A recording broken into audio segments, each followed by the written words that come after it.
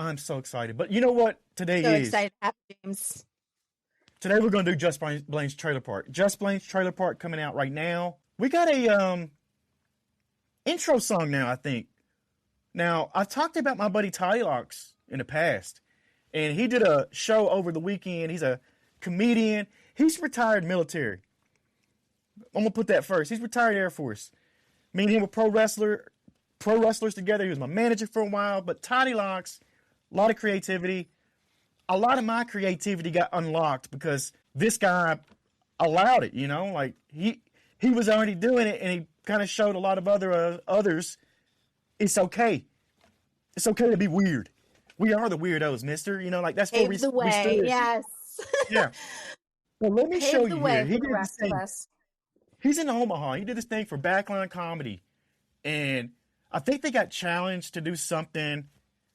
And I think we're going to use this for Just Blaine's Trailer Park's theme song. I don't know if it really goes along with it, but check this out. They rapped on top of a trash heap here.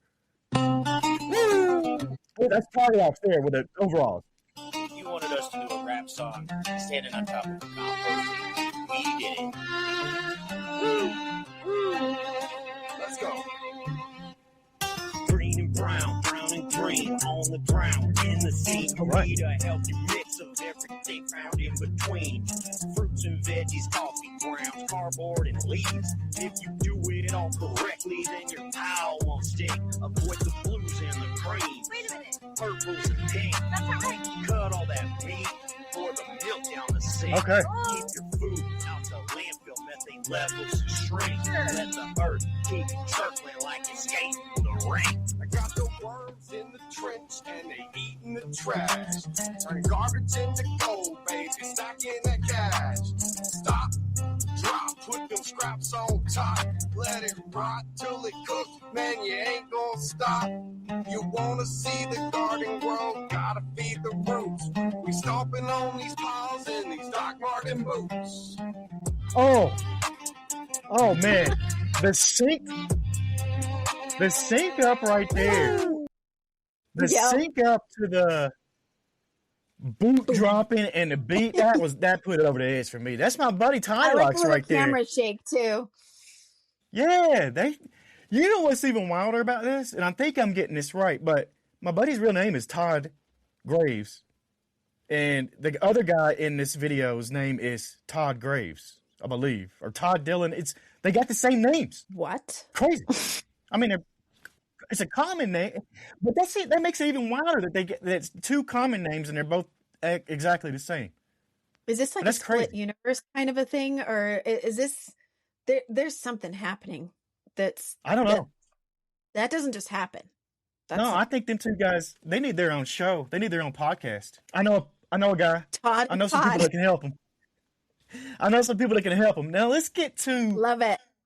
Our first trailer. I'm going to play this one right here.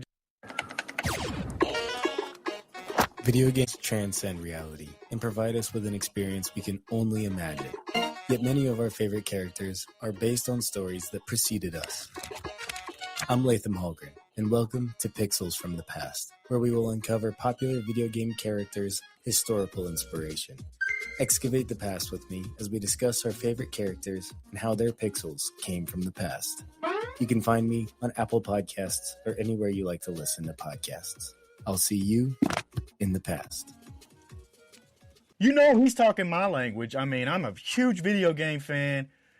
Pixels from the past. So am I to understand that this is how current video game characters were inspired by real people from history?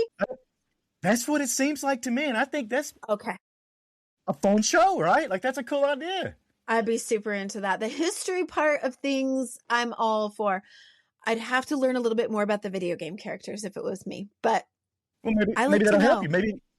Maybe if you know more about the history than the video game people, then you would relate because they would say, "Hey, this is Genghis Khan," and you'd be like, "Oh my gosh, this guy's going to be awful," and you find out it's, the villain from Sonic the Hedgehog, the one that Jim Carrey plays. Yeah, could be the same type of thing. I think that's an awesome. Yeah, I'm fascinated by that. That would I probably dig get that. me to play the video games because I would go, oh, now I've heard this whole history and now I want to see what that looks like in the video game. Yeah. Yeah. We're going to have to check that one out. Pixels from the past. All right, let's get to our next one right here. It's the year 2000. A golden age of teen television is starting to dim, and a little show called Gilmore Girls hits the airwaves. Viewers meet two best friends, a young mom and her teen daughter. You and Grandma seem to have a nice talk. How much did you hear? Not much, snippets. Snippets. Little snippets. So basically everything. Basically. It wasn't exactly love at first sight.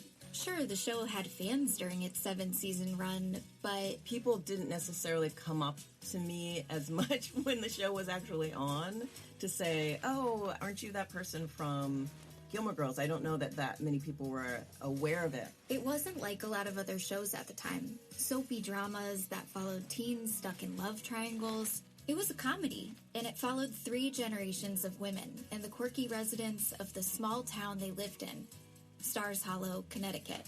How many cups have you had this morning? None. Plus? 5, but yours is better. So it wasn't until Gilmore Girls hit streaming that it became a global sensation. I'd probably fall asleep to Gilmore Girls every night. I watch it nonstop. It's kind of like background music at our house. I think of it as a Prozac show. It's like visiting a friend. Thousands of people by now told me, like, you know, when I went through this, or I had cancer, or I had lost my mom, or I break up, your show helped me. And that is, to me, wow. Gilmore Girls shaped countless people, from the fans who can't stop watching it to the actors who starred in it. I love when women just flat out support each other and just boost each other up and are just there for each other. I could watch that all day. And in some ways, the show has come to define my home state, Connecticut. This is definitely Stars Hollow. I mean, it's a lot smaller of a town, more tight-knit. A couple years ago, my mom was like, have you ever heard of a show called The Gilmore Girls? And I'm like, yeah, Mom. It's based on the town I grew up in. So how does a TV series that ended nearly 2 decades ago continue to resonate with new generations of fans? And what does it tell us about who we want to be as friends, parents, neighbors? Underneath it all, the thing that is undeniable is that we love each other. The show is very much about a community and a sense of community, and I think people are lacking that, and perhaps they're yearning for it. I'm Chloe Wynn. This is Generation Gilmore Girls, a 3-part podcast about the TV we love and how it shapes us. Well, Gilmore Girls changed my life, which was not supposed to be the case. From Connecticut Public, the station that brought you Generation Barney. It makes you feel good. It does. Yeah, it does. Yeah. Coming December 2nd. Follow us wherever you get your podcasts or at ctpublic.org/Gilmore. Okay. All right. Okay. You tell me. I guess this is the universe's sign that I need to start watching Gilmore Girls. Did you ever? Was fully aware of it. I know that that's where Melissa McCarthy kind of got her fame, like her start. Yeah. And I'm a huge fan of her. Man, who isn't? She's amazing. I do know that there was a big boom of watching it again during COVID, and that became kind of people's lifeline. I know that it had a huge influence, maybe more so than when it was originally on. And so I'm very happy for that. And if it is as amazing as everybody says, and I've only seen scenes, I've only seen little parts, which, you know, I just felt like it was, when it was on, it was like one of those feel good WB type shows that I was not really that into and didn't give it a chance. But I have a good friend, April Cobb. I'm going to give her a shout out right now. April Cobb designs fabric. She made a locally famous Daybreak fabric that she sells at the farmer's market. So she makes, you know, tea towels and whatnot out of this fabric she designed. And she made her great mark in the world by making a Gilmore Girls fabric. And that really took off. It was very, very popular.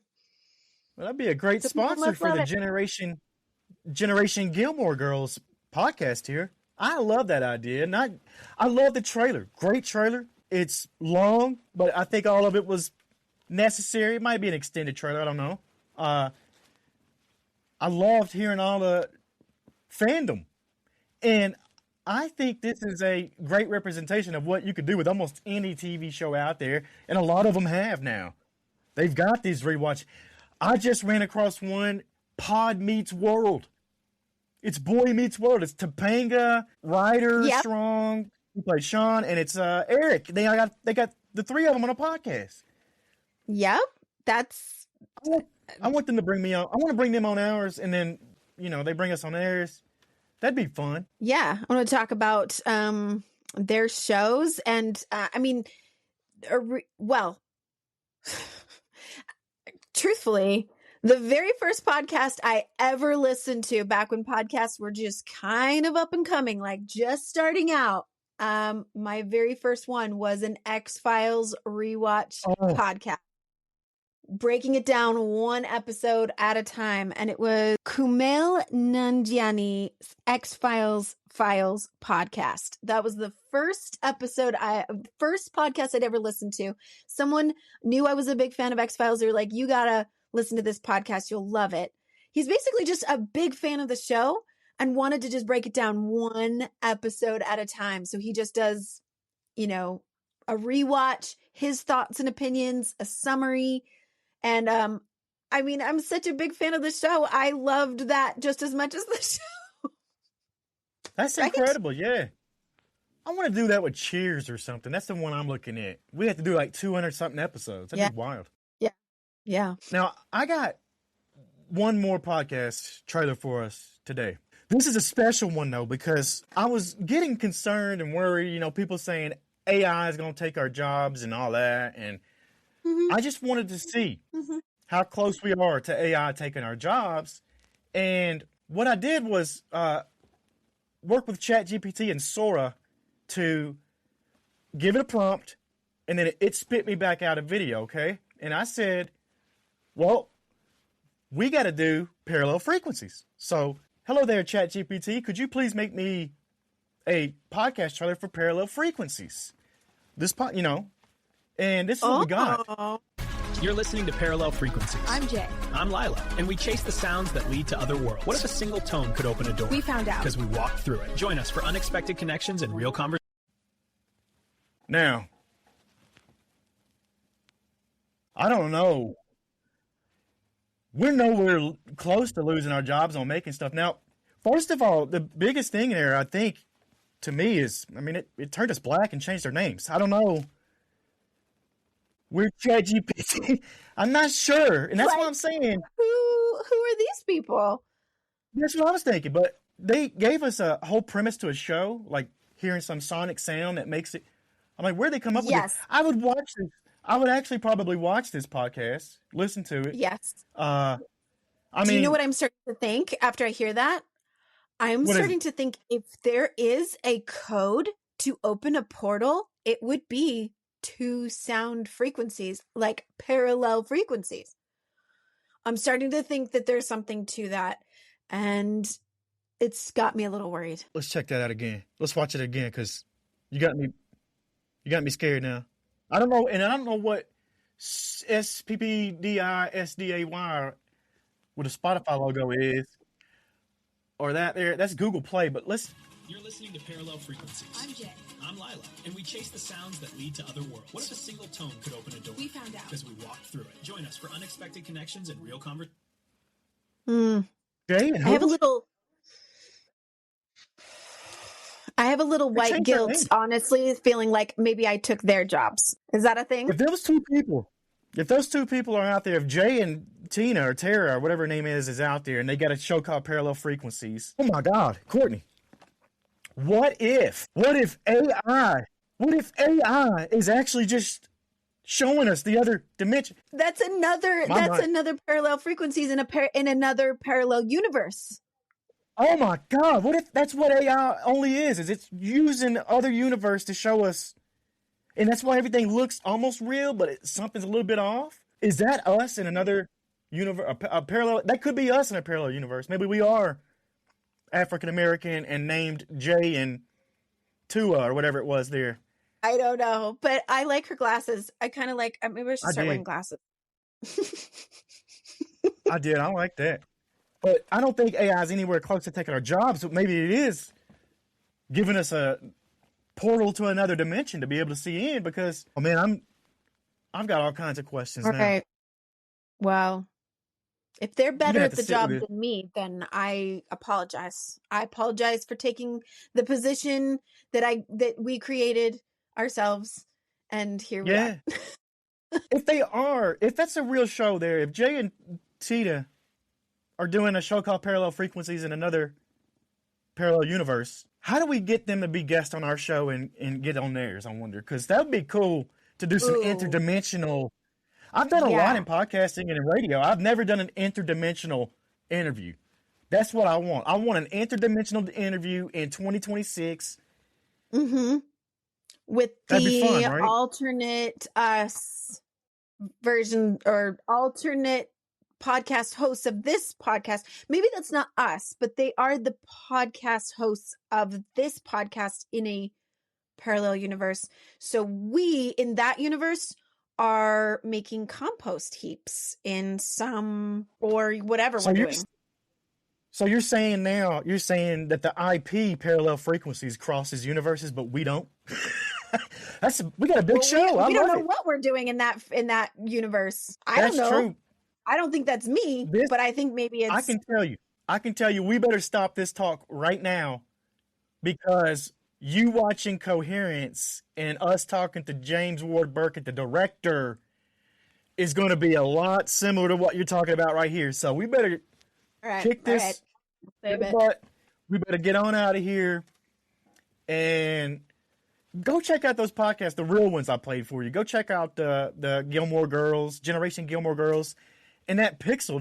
What was it? The Last Pixel or whatever. That's awesome. I love that. That's it though for today.